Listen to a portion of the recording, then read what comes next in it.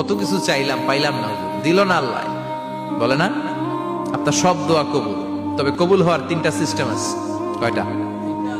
চান্দুল্লার ভাইয়েরা মনে থাকবে কয়টা? আপনি যত দোয়া করছেন সব কবুল, কারণ আল্লাহর কাছে কিছু চাইলে আল্লাহ ফিরাইয়া দিতে জানে না। আল্লাহ জানেই না কেমনে ফিরাইয়া দিতে হয়। সুবহানাল্লাহ কোন?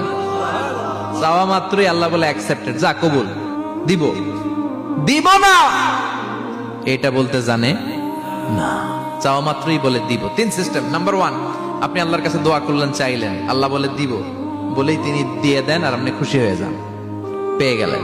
নাম্বার 2, আপনি আল্লাহর কাছে দোয়া করলেন, চাইলেন, তখনও আল্লাহ বলে দিব, তবে এখন না, সবুর, একটু পরে দিব। কখন দিলে আমার জন্য ভালো, আমার চেয়ে ভালো জানে কে, পরে দিবে।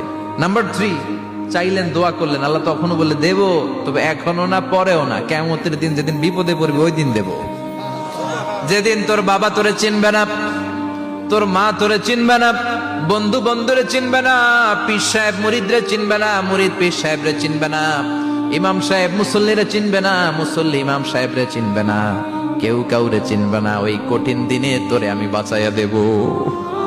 তাই দোয়া যা করছেন ছোটবেলা থেকে আজকে পর্যন্ত, লস হয়েছে না লাভ? লস না লাভ?